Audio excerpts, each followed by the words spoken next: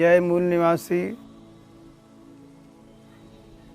आज मैं आप लोगों को अमृत सेन गुप्ता का रिपोर्ट बताने जा रहा हूँ।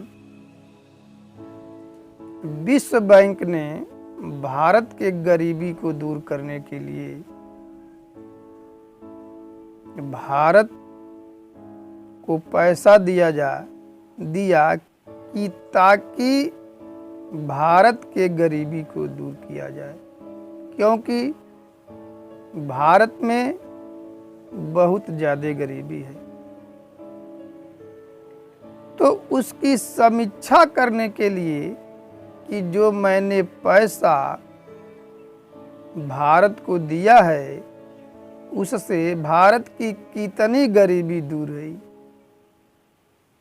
इसकी समीक्षा करने के लिए संयुक्त राष्ट्र संघ के अर्थशास्त्री अमृत सेन गुप्ता भारत में आए और जब इन्होंने पता लगाया तो पाया कि भारत की गरीबी तो कम नहीं हुई है, बल्कि भारत की गरीबी तो 5 गुना और ज़्यादा बढ़ गई है।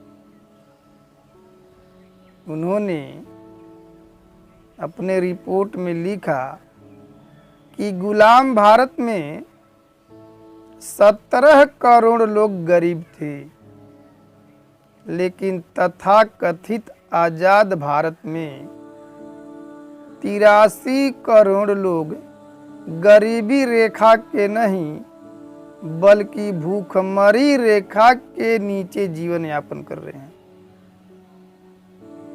गुलाम भारत में गरीबी थी, लेकिन गरीबी का रेखा नहीं था। इन लोगों ने, शासक वर्ग के लोगों ने गरीबी का रेखा भी खींच दिया। उन्होंने आंकड़ा दिया कि 29 करोड़ लोगों का प्रतिदिन प्रति व्यक्ति औसत इनकम 6 रुपये है। और रिपोर्ट में बताया कि 83 करोड़ लोगों का इनकम 6 रुपये से लेकर के 20 रुपये के बीच में है, और 29 करोड़ लोगों का प्रतिदिन प्रति व्यक्ति औसत इनकम 6 रुपये है, यानी महीने का 130 रुपये। 130 रुपये में 29 करोड़ लोग जीवन यापन करने के लिए, गुजर बसर करने के लिए मजबूर है। 28 करोड़ लोगों का प्रतिदिन प्रति व्यक्ति औसत इनकम 11 रुपये है, यानी महीने का 330 रुपये। 330 रुपये में 28 करोड़ लोग गुजर बसर करने के लिए, जीवन यापन करने के लिए मजबूर हैं, और 26 करोड़ लोगों का प्रतिदिन प्रति व्यक्ति औसत इनकम 20 रुपये है, यानी महीने का 600 रुपये। अगर 600 रुपया ही मान लिया जाए तो आज के डेट में 600 रुपये से किसी का पेट पर्दा नहीं चलता। इस प्रकार से 29 करोड़ प्लस 28 करोड़ प्लस 26 करोड़ बराबर 83 करोड़ लोगों का ये हालत है। आंकड़े में अभी और आगे लिखा कि 40 करोड़ लोग बहुत मुश्किल से दिन रात हड्डी तोड़ मेहनत करने के बाद बहुत मुश्किल से 2 टाइम का रोटी इकट्ठा कर पाते हैं। 30 करोड़ लोग आज भी एक टाइम बिना कुछ खाए भूखे पेट सो रहते हैं और 20 करोड़ लोग आज भी बिना छत के खुले आसमान के नीचे सोने के लिए मजबूर हैं। 12 करोड़ लोग झुग्गी झोपड़ियों में रहते हैं और 24 लाख बच्चे बस अड्डे पे, रेलवे स्टेशन पे भीख मांगते हुए मिल जाते हैं, जो मूल निवासी समाज के हैं, अपने परिवार के हैं, अपने भाई हैं। ये परिस्थितियां किसने पैदा किया? तथा कथित आजादी के 73 साल में 57 वर्ष कांग्रेस ने राज किया और बाकी बीजेपी ने राज किया और देश को इन लोगों ने बद से बदतर बना दिया। आज तक हमारे देश में लोकतंत्र नहीं लागू है। हमारे लोगों ने यदि आजादी की लड़ाई लड़ी, अंग्रेजों को भगाया, तो वो ये सोचे कि हमको भी शासन प्रशासन में हिस्सेदारी मिलेगी, भागीदारी मिलेगी। लेकिन जब अंग्रेज चले गए तो शासन सत्ता ब्राह्मणों के हाथ में आया। ब्राह्मण प्रचार करता है कि हमारे देश सोने की चिड़िया थी, इसे अंग्रेज लूट करके लेके चले गए।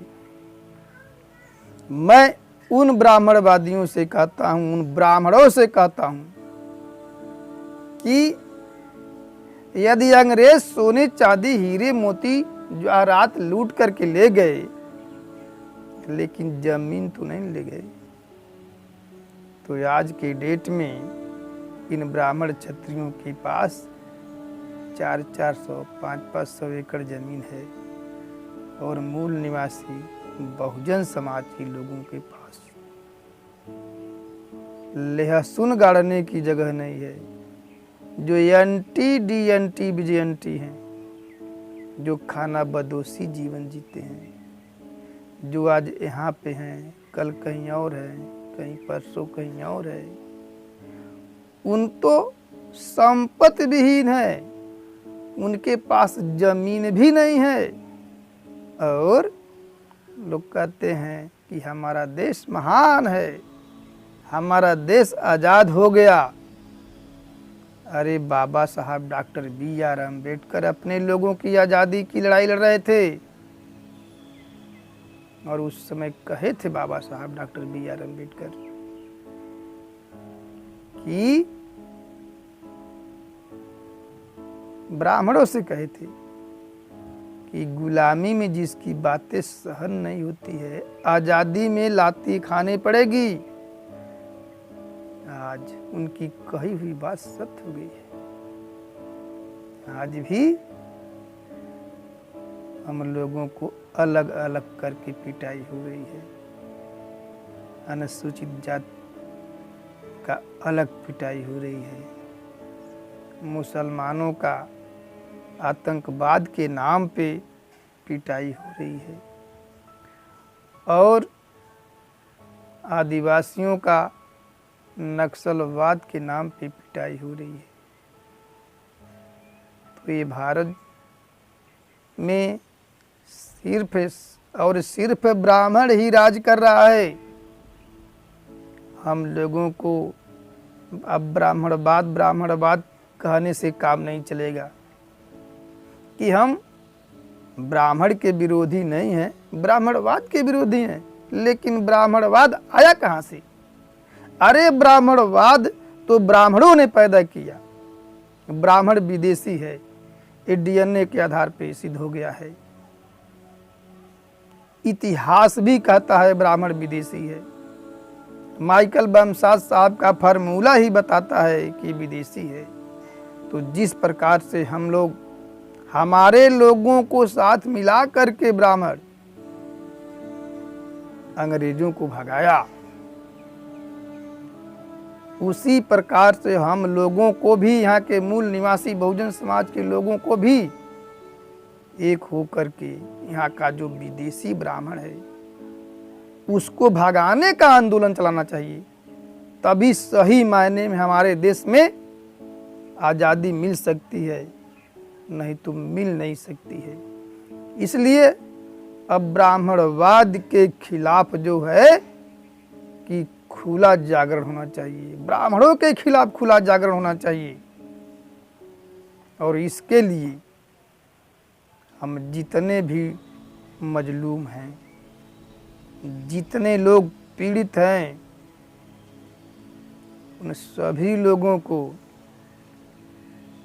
एक मंच पे आना चाहिए। SC, ST, OBC, minority, MBC, ANT, DNT और बीजेएनटी जो खाना बदोशी जीवन जीते हैं, जो घुमंतु हैं, जो क्रिमिनल ट्राइब जातियां हैं, जिनको ब्राह्मणों ने आपराधिक जातियां घोषित कर दिया था, वो लोग उनकी गुलामी को स्वीकार नहीं किए, इसीलिए लड़ते रहे, उनकी संपत्ति छीन लिया गया।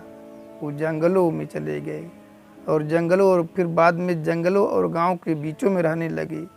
उनके पास खाने के लिए कुछ नहीं था। वो लोग छोटा मोटा चोरी करके वो अपना पेट का पालन करते थे। उनको आज तक आपराधिक जातियां कहा जाती है। तो इन सभी लोगों का एक कॉमन मिनिमम प्रोग्राम होना चाहिए। सभी लोगों को एक मंच पे आना चाहिए। हम ये नहीं कहते हैं, बामन मेश्राम साहब भी ये नहीं कहते हैं कि तुम अपने संगठन को हमारे संगठन में विलीन करो, अपना झंडा बैनर को हमारे में विलीन करो, वो तुम लोग अपने पास रखो। मेश्राम साहब भी कहते हैं। लेकिन हम जब कॉमन मुद्दा होता है, उन कॉमन मुद्दे पे हमें एक प्लेटफार्म पे होना चाहिए। और वो कॉमन मुद्दा क्या होना चाहिए कि हमारे देश में जो डेमोक्रेसी है उसे रिप्रेजेंटेटिव किया जाए, जो लोकतंत्र है उसको प्रतिनिधित्व किया जाए। और जीवन के प्रत्येक क्षेत्र में, जैसे उच्च शिक्षा, चिकित्सा, विज्ञान, इंजीनियरिंग, वायु सेवा, रक्षा उत्पाद, मीडिया, हाईटेक, उद्योग, व्यापार, आयात, निर्यात, कला संस्कृति,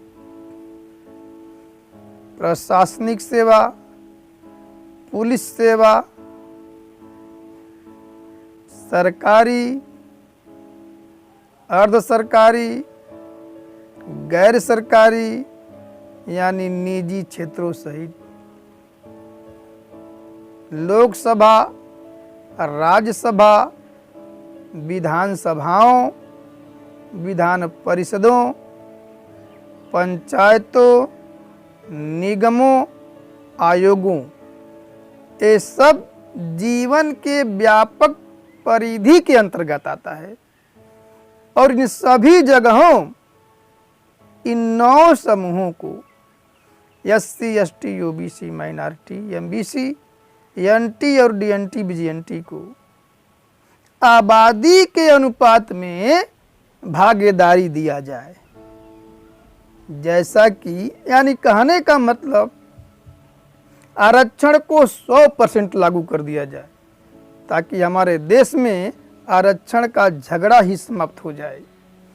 और ये अधिकार बाबा साहब डॉक्टर BR अम्बेडकर 17 अगस्त 1932 को कम्युनल अवार्ड के तहत जीत करके लाए। ये चौथा अधिकार है, और चौथा अधिकार ये है कि देश, प्रांत और केंद्र के विधान मंडलों में पर्याप्त प्रतिनिधित्व का अधिकार, यानी एडिक्वेट रिप्रेजेंटेशन की बात बाबा साहब डॉक्टर BR अम्बेडकर कहे थे। लेकिन ये शासक वर्ग के लोग, यूरेशियन विदेशी ब्राह्मण, जो शासन सत्ता पे कब्जा किया है, उसे आज तक लागू नहीं किया है। और यही लड़ाई बाबा साहब डॉक्टर BR अम्बेडकर लड़ रहे थे। SC ST के लोगों ने बाबा साहब को साथ दिया, प्रतिनिधित्व दिया, लेकिन OBC के लोग गांधी के बहकाव में आ गए और बाबा साहब डॉक्टर अम्बेडकर को अपना नेता नहीं माने। तो जो हक अधिकार 17 अगस्त 1932 को SC ST OBC को मिल गया, वो हक अधिकार OBC को 60 वर्ष के बाद मिला। 16 नवंबर 1992 को सुप्रीम कोर्ट के द्वारा, वो भी आधा अधूरा ही मिला, पूरा नहीं मिला है। तो खुशी की बात यह है कि OBC के लोग अब थोड़ा थोड़ा जागृत हो रहे हैं, और जिस दिन OBC समाज के लोग जाग गए, उस दिन अपना हक अधिकार मांगेंगे नहीं, बल्कि पटक करके छीन लेंगे। कांसीराम साहब जी कहते थे कि जब भी क्रांति होती है तो झुग्गी झोपड़ियों से होती है, न कि कांच के महलों से। और जब झुग्गी झोपड़ी के लोग निकल करके सड़क पर आते हैं तो अपना अधिकार मांगते नहीं हैं, बल्कि पटक करके छीन लेते हैं। तो आज हमारे देश में अपने आज़ादी का राष्ट्रव्यापी स्वाभिमानी स्वावलंबी आत्मनिर्भर आंदोलन वामसेब के द्वारा चलाया जा रहा है। और इसमें यदि आप लोग साथ सहयोग करते हैं, तन मन धन से साथ देते हैं, तो हमें आज़ादी मिलती है, तो हम अपनी सभी समस्याओं का समाधान कर सकते हैं। तो ऐसा हमारा साथ सहयोग करेंगे, इस संगठन का साथ सहयोग करेंगे, हमारा आशा और विश्वास है।